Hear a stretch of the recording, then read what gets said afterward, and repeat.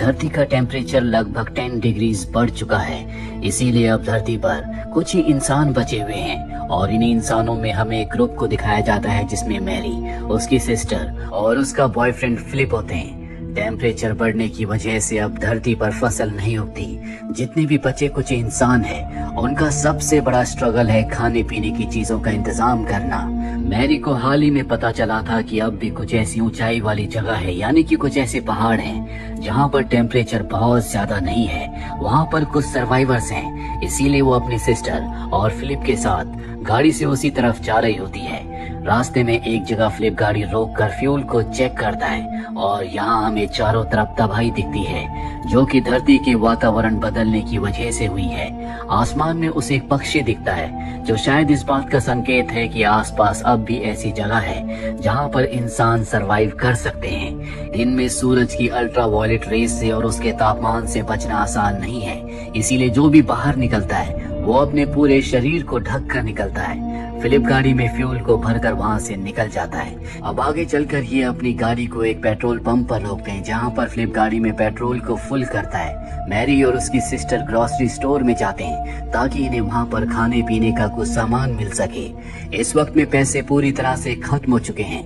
पैसों की, सोने की कोई वैल्यू नहीं है। इस दुनिया में सिर्फ वैल्यू है खाने की और पीने की। हमेशा इंसान को चौकन्ना रहना पड़ता है, क्योंकि अगर ये चौकन्ने नहीं रहे तो कोई इनके खाने पीने की सप्लाई को चुरा सकता है और अगर वो ज्यादा भूखा हुआ तो वो इन लोगों को अपना खाना बना सकता है। अब जब ये दोनों की दोनों ग्रोसरी शॉप के अंदर होते हैं, तभी मैरी को एहसास होता है कि बाहर उनकी गाड़ी से कोई अनजान शख्स उनके खाने की सप्लाई को चुरा रहा है। इसीलिए जोर से आवाज लगाती है। मैरी की आवाज सुनकर फिलिप समझ जाता है कि कुछ गड़बड़ है। वो उस अनजान शख्स की तरफ भागता है। वो अनजान शख्स भागकर ग्रोसरी शॉप के अंदर आ जाता है और मैरी की बहन को पकड़ लेता है और फिलिप उसके ऊपर पीछे से हमला करता है, जिसके बाद इन दोनों की हाथापाई होती है। पर जल्दी इन्हें समझ में आ जाता है कि इसका कोई फायदा नहीं है। वो आदमी बताता है कि मैं एक मैकेनिक हूँ, मैंने तुम्हारी गाड़ी को देखा है। ज्यादा गर्मी में चलने की वजह से उसका इंजन बहुत वीक हो चुका है और जल्दी वो खराब हो जाएगा। लेकिन अगर तुम मुझे कुछ खाने के लिए दो और पीने के लिए पानी दो तो मैं तुम्हारी गाड़ी के इंजन को ठीक कर सकता हूँ। ये तीनों की तीनों कुछ देर सोचते हैं और उसकी बात मान जाते हैं, जिसके बाद ये उस अनजान आदमी को यानी कि मैकेनिक को कुछ खाने के लिए और पीने के लिए पानी देते हैं। खाना खाने के बाद वो इनकी गाड़ी के इंजन को ठीक कर देता है। साथ ही इन्हें सलाह देता है कि रास्ते में अगर तुम्हें कोई दूसरी गाड़ी मिले तो इस गाड़ी से उस गाड़ी को बदल लेना। फिलिप को यह आदमी अच्छा लगता है, इसीलिए इस मैकेनिक से कहता है कि तुम भी हमारे साथ चल सकते हो। मैकेनिक भी यही चाहता था और अब वो इनके साथ इनके सफर में शामिल हो जाता है। हालांकि मैरी और उसकी सिस्टर ऐसा नहीं चाहते थे। ये चारों के चारों गाड़ी से यहाँ से निकल जाते हैं। कुछ घंटों का सफर तय करने के बाद ये देखते हैं कि मेटल का एक बहुत बड़ा टुकड़ा भी सड़क पर है। उसे हटाए बिना ये यहाँ से आगे नहीं बढ़ सकते। फिलिप और मैकेनिक उसे हटाने की कोशिश करते हैं, लेकिन वो बहुत भारी होता है, इसीलिए गाड़ी से उसे खींचकर सड़क से हटा देते हैं। तभी ये देखते हैं कि नीचे खाई में एक कार गिरी हुई है। फिलिप को और मैकेनिक को लगता है कि उसमें खाने की सप्लाई हो सकती है, इसीलिए दोनों के दोनों नीचे जाते हैं। कार में सच में खाने के लिए कुछ खाना होता है, साथ ही पानी भी है, लेकिन पानी को स्टोर करने के लिए इन्हें कंटेनर की जरूरत है।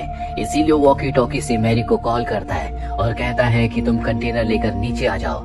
मैरी कहती है कि मैं अपनी बहन को यहाँ पर अकेले छोड़कर नहीं आ सकती, मैं खुद ऊपर आना होगा। इस बात को मैरी की बहन सुन लेती है और वो मैरी से कहती है कि मैं छोटी बच्ची नहीं हूँ, मैं अपना ध्यान रख सकती हूँ। इन दोनों के बीच में आर्ग्यूमेंट्स हो जाते हैं, इसीलिए मैरी गुस्से में एक प्लास्टिक के बॉक्स को लेकर नीचे जाती है ताकि उसमें पानी को स्टोर किया जा सके। पर तभी उसे अपनी बहन की चीख की आवाज सुनाई देती है। ये तीनों के तीनों ऊपर की तरफ भागते हैं और इस भगदड़ में मैरी का पैर ट्विस्ट हो जाता है, जिस वजह से वो नीचे गिरती है। उसका सर पत्थर से टकराता है और वो बेहोश हो जाती है। जब उसे होश आता है तो रात हो चुकी होती है। उसके पास वही मैकेनिक होता है जो उसे बताता है कि जब हम ऊपर गए तो वहाँ पर बहुत सारे लोग थे जो तुम्हारी बहन को अपने साथ घसीट कर ले गए। वो सब के सब भूखे प्यासे थे। अगर हम उनका सामना करते तो वो हमें भी मार कर अपना खाना बना लेते। अब इन्हें फिलिप भी मिल जाता है। मैरी फिलिप से कहती है कि हमें मेरी बहन को ढूंढने के लिए चलना होगा। फिलिप कहता है कि ये बेवकूफी है, हमें पहाड़ों की तरफ जाना है, वहाँ अब भी इंसानियत बाकी होगी। इस पूरी दुनिया में एक वही जगह है जहाँ पर हम सुरक्षित हैं। इस बात पर इन दोनों के बीच में आर्ग्यूमेंट्स हो जाते हैं। यहाँ पर लोहे का एक ऊंचा टावर होता है जिसके ऊपर मैकेनिक चढ़ता है। वो देखता है कि जंगल के एक हिस्से से धुआं निकल रहा है, नीचे आकर वो बताता है कि मैंने देखा है कि जंगल के हिस्से में धुआं निकल रहा है। मुझे पूरा यकीन है कि जिन लोगों ने तुम्हारी बहन को पकड़ा है वही लोग वहाँ पर हैं। उन्होंने वहाँ पर आग जलाई है और अब ये तीनों के तीनों जंगल के उस हिस्से में पहुँच जाते हैं। जहाँ पर पहुँचने के बाद ये दूर से देखते हैं कि वहाँ पर बहुत सारे लोग हैं। साथ ही मैरी की बहन भी है जिसे जंजीरों से बांधा हुआ है। वो लोग उसे टॉर्चर कर रहे हैं। मैकेनिक मैरी से कहता है कि तुम गाड़ी तक जाओ, मैं वहाँ पर जाकर एक धमाका करूंगा जिससे उन सब का ध्यान डाइवर्ट हो जाएगा और ठीक उसी वक्त फिलिप तुम्हारी बहन को लेकर गाड़ी तक पहुँच जाएगा और हम यहाँ से निकल जाएंगे। मैकेनिक का प्लान इन्हें बहुत सही लगता है और मैरी चुपके से अपनी गाड़ी तक पहुँच जाती है और ठीक उसी वक्त उसी ग्रुप का एक आदमी गाड़ी के पास आ जाता है। पर इससे पहले कि वो मैरी को देखता, मैकेनिक वहाँ पर एक धमाका करता है जिससे वो वापस चला जाता है और अब मैरी गाड़ी को स्टार्ट करती है। तभी फिलिप गाड़ी में बैठ जाता है। दरअसल वो बहुत ज्यादा डर गया था, इसीलिए वो मैरी की बहन तक गया ही नहीं और अब वो मैरी से कहता है कि हमें यहाँ से निकलना होगा, ये लोग बहुत खतरनाक हैं, ये हमें मार देंगे। मैरी के पास अब कोई रास्ता नहीं है, इसीलिए गाड़ी से वो यहाँ से निकलने का फैसला करती है। लेकिन तभी एक आदमी इनकी गाड़ी के ऊपर हमला करता है और फिलिप के पैर को जख्मी कर देता है और ये दोनों के दोनों यहाँ से निकलने में कामयाब हो जाते हैं। मैरी को समझ में आ चुका है कि फिलिप एक कमजोर इंसान है, वो डरपोक है, इसीलिए वो तय करती है कि अब वो उसका साथ छोड़ देगी। यहाँ से दोनों के दोनों अलग हो जाते हैं। मैरी पैदल चलते हुए एक रेलवे ट्रैक तक पहुँच जाती है। यहाँ एक टनल के अंदर उसे अपनी बहन का बैग मिलता है। वो वहीं पर बैग को खोलकर देखती है जिसके अंदर उसकी और उसकी बहन की एक बचपन की फोटो होती है, जिस फोटो को देखकर वो बहुत इमोशनल हो जाती है। और तभी वहाँ पर फिलिप भी आ जाता है। वो मैरी से कहता है कि मैं तुम्हारा साथ नहीं छोड़ सकता, मैं तुम्हारा साथ दूंगा और हम तुम्हारी बहन को और मैकेनिक को किसी भी कीमत पर ढूंढ लेंगे। अब ये दोनों के दोनों टनल के अंदर आगे की तरफ बढ़ते हैं और जब ये दूसरी तरफ से निकलते हैं तो सुबह हो चुकी होती है और बाहर बहुत ज्यादा गर्मी है, इसीलिए दोनों के दोनों टनल के अंदर आ जाते हैं। साथ ही अब फिलिप की हालत बहुत ज्यादा खराब हो चुकी है, वो बाहर इतनी गर्मी में चल नहीं सकता क्योंकि उसका पैर जख्मी भी है। मैरी कहती है कि मैं ही अकेले जाती हूँ और जैसे ही मुझे कोई मदद मिलती है तो मैं वापस जरूर आऊंगी। अब यहाँ पर फिलिप अपनी शर्ट उतार कर उसे दे देता है। मैरी अकेले यहाँ से अपने सफर को तय करती है। बाहर का टेम्परेचर 60 डिग्री से भी ज्यादा है पर वो लगातार चलती रहती है। चलते चलते वो एक चर्च तक पहुँच जाती है जहाँ अंदर जाने के बाद बहुत ज्यादा थके होने की वजह से उसकी आंख लग जाती है। जब उसकी आंखें खुलती है तो उसके सामने एक लेडी होती है जिसका नाम एलिजाबेथ है, जो उसे पीने के लिए पानी देती है और कहती है कि मैं भी एक सर्वाइवर हूँ, लेकिन तुम्हें यहाँ पर अकेले नहीं रहना चाहिए। यहाँ पर कुछ ऐसे लोग हैं जो लड़कियों को बंदी बना लेते हैं और जबरदस्ती उनसे बच्चे पैदा करवाते हैं। तुम मेरे साथ मेरे फैमिली फार्म में चलो, वहाँ पर तुम पूरी तरह से सुरक्षित रहोगी। वो उसकी बात मान जाती है और अब मैरी एलिजाबेथ के साथ उसके फार्म में पहुंच जाती है जहां पर एलिजाबेथ का परिवार भी होता है। मैरी को यहां पहुंचकर बहुत संतुष्टि होती है। मैरी को एलिजाबेथ खाने के लिए कुछ खाना देती है और कहती है कि अब तुम सो जाओ। मैरी उस घर में ऊपर के कमरे में सो जाती है। सुबह जब उसकी आंख खुलती है तो वो देखती है कि दरवाजा बाहर से लॉक्ड है, यानी कि वो फंस चुकी है। एलिजाबेथ जिस पर उसने विश्वास किया वो उसे अपनी बातों में फंसाकर अपने फार्म तक ले आई। वो दरवाजा खुलवाने के लिए जोर जोर से चिल्लाती है लेकिन उसकी मदद करने यहाँ पर कोई नहीं आने वाला। तभी उसे बाहर से अपनी बहन की आवाज आती है और जब वो लकड़ी के टूटे हुए हिस्से से बाहर देखती है तो वहाँ पर उसकी बहन होती है, साथ ही फिलिप भी। दरअसल उसने यहाँ आते हुए रास्ते में खुद एलिजाबेथ को बताया था कि फिलिप एक टनल में उसका इंतजार कर रहा है, जिसके बाद ये फिलिप को भी यहाँ पर पकड़ कर ले आए। दरअसल ये वही लोग हैं जिन्होंने एलिजाबेथ की बहन को पकड़ा था और जो खाई में नीचे गाड़ी गिरी थी वो भी इन्हीं लोगों का एक जाल था और अब इस सब के सब उनके कब्जे में है। एलिजाबेथ मैरी के कमरे में आती है और उसे एक ड्रेस देती है और कहती है कि इसे पहनकर जल्दी नीचे खाने के लिए आ जाना।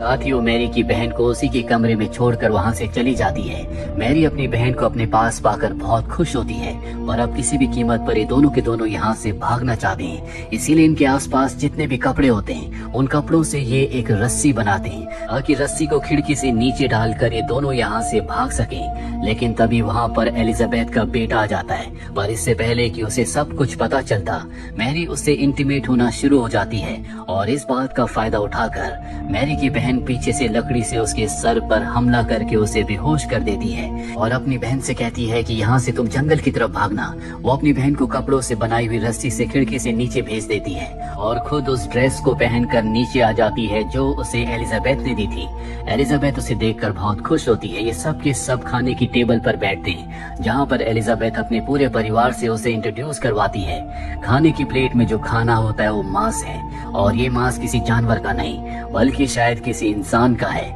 वहाँ से मैरी भागने की कोशिश करती है, और तब तक एलिजाबेथ का वो बेटा जिसे मारकर ऊपर बेहोश कर दिया था वो नीचे आ जाता है। वो सबको बता देता है कि इसकी छोटी बहन यहाँ से भाग चुकी है। वो मैरी को बुरी तरह से पीटता है और एक कमरे में बंद कर देता है। उसके हाथ बंधे हुए हैं, पर मैरी ने बड़ी चालाकी से डिनर टेबल से एक चाकू अपने पास छुपा लिया था। वो उस चाकू से अपनी रस्सियों को काटती है और इस कमरे के रोशनदान से यहाँ से भाग जाती है। वो एक दूसरे कमरे में जाती है जहाँ पर बहुत सारे लोगों को कैद करके रखा गया है, ताकि जरूरत पड़ने पर इन्हें भोजन बनाया जा सके। यहाँ पर मैकेनिक को भी कैद किया है। मैरी सबको आजाद कर देती है, लेकिन ये दिन का वक्त है, बाहर बहुत ज्यादा गर्मी है। सबके पास इतने कपड़े नहीं होते कि वो धूप से अपने आप को बचा सके, लेकिन ये सब के सब इस परिवार से बचना चाहते हैं, इसीलिए सबके सब बाहर भागते हैं।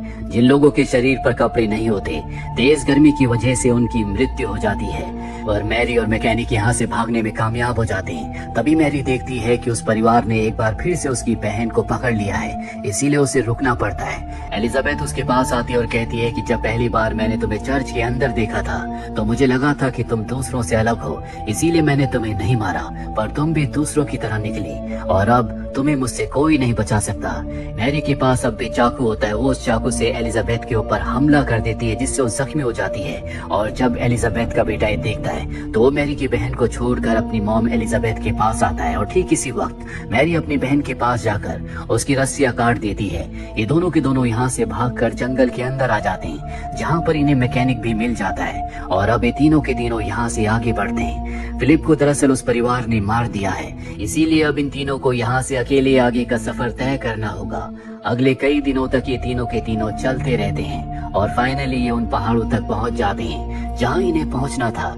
ये देखते हैं कि उन पहाड़ों की दीवारों से पानी रिस रहा होता है, यानी कि यहाँ पर इन्हें पानी मिल सकता है। साथ ही आकाश में एक पक्षी को उड़ते हुए देखते हैं, जिसका मतलब ये है कि यहाँ आसपास जीवन है, ये यहाँ पर रह सकते हैं। और जब ये पहाड़ के ऊपर चढ़ते हैं और दूसरी तरफ देखते हैं तो वहाँ भी सब कुछ बंजर है, यानी कि यहाँ भी वही हाल है जो बाकी दुनिया का है। पर इन्हें इस बात की तसल्ली होती है कि कम से कम इन्हें यहाँ पर पीने का पानी तो मिल सकता है, जिसका मतलब ये है कि कुछ महीने या साल ये यहाँ पर बिता सकते हैं। और इसी के साथ ये फिल्म, ये कहानी यहीं पर खत्म हो जाती है। उम्मीद करते हैं कि ये कहानी आपको पसंद आई होगी।